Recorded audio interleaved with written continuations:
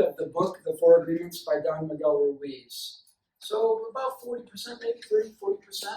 These are fascinating. So as I mentioned, I've been working with emotional intelligence and mindfulness and mindful communication since about 2004. And more on an executive level and helping them develop it. And I've never found anything that's better for teaching it in the workplace than the Four Agreements. And I'm always looking for new ways to do it. And the Four Agreements, this is the order that the author put them in, but we're going to go through them in a little bit of a different order. But they are: be impeccable with your word, don't take anything personally, don't make assumptions, and always do your best. Imagine if everyone at work did those. I mean, how much would that change our lives, right? Now, one thing I want you to note at this point is 2 of them are an inside job, so they're things I have to take care of internally, and 2 of them are more action-oriented. So be impeccable with your word and always do your best is more action-oriented. Don't take anything personally and don't make assumptions are more of an inside job, right? So I always begin with, and have found it to be the absolute best, don't take anything personally. And I like to use examples that anyone can relate to, all right? So, and I just say it just exactly like this. Nothing anyone does is because of you, all right? I was on the way here this morning, and as I'm driving along, this person cuts me off in my lane, right, on the 405. So sorry about that. So I can get all upset and make that about me, right? And have it, I don't even want to ruin the next 5 minutes of my life, okay? Which we'll get to in a little bit. But I can make that all about me, and some people would allow that to ruin their meeting they're going to, right? Or I can just, Jamie. I can just, well, maybe Jamie's a lousy driver. Or maybe he's in a big hurry. Or maybe Jamie didn't see me. It has nothing to do with me. Another example I like to use is a grumpy person at work. Who has someone who's just has a negative attitude, very difficult to work with, right? Okay? And they do their best to put that on everyone else. It has nothing to do with you. Maybe it was the way they were raised. Maybe they're having trouble at home. Maybe they can't afford a new car.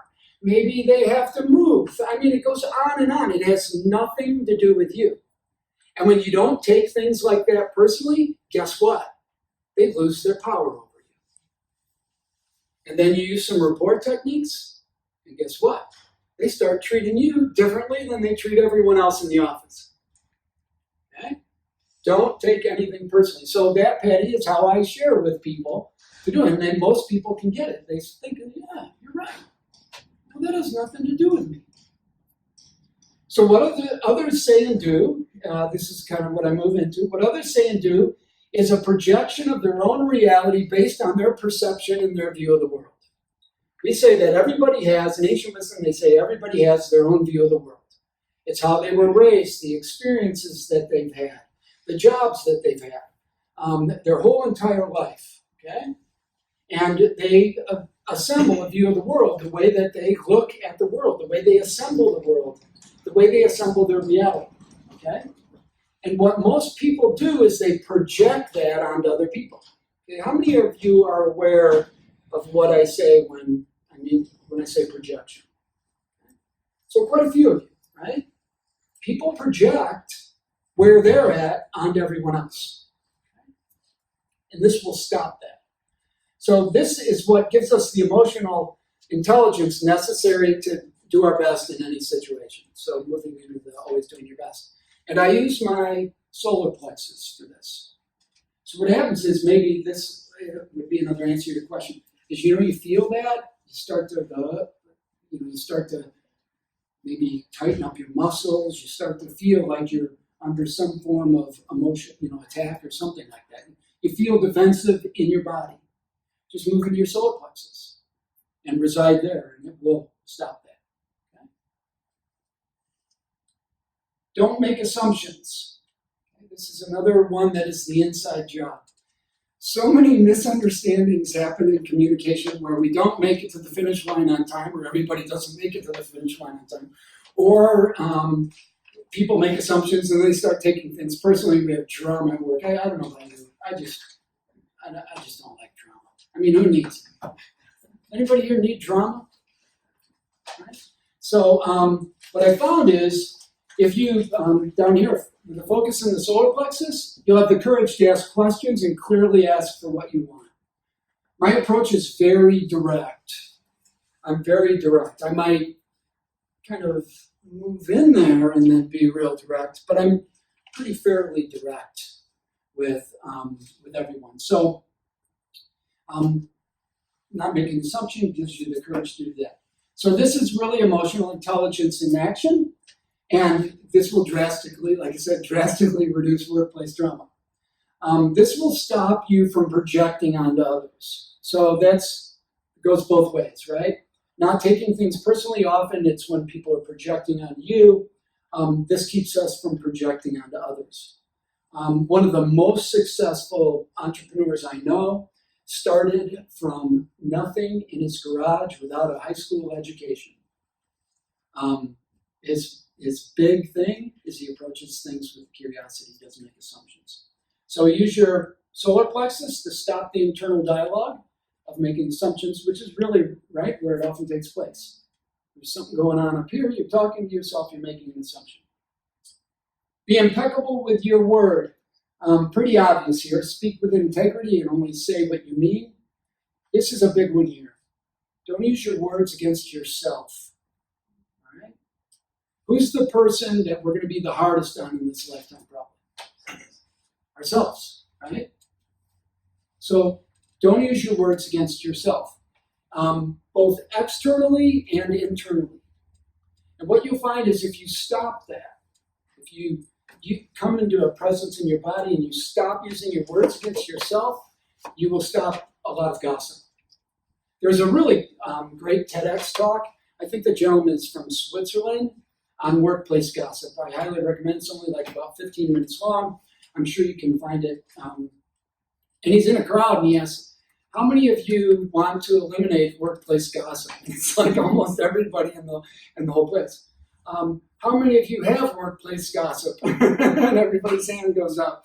And then, how many of you engage in workplace gossip? And only about half of you raise your hands. So this is a way to eliminate that. And it really is a way to wipe out the toxic workplace culture. One thing I like to do is come in and say, you know what, we're going to start over. We're just going to start over.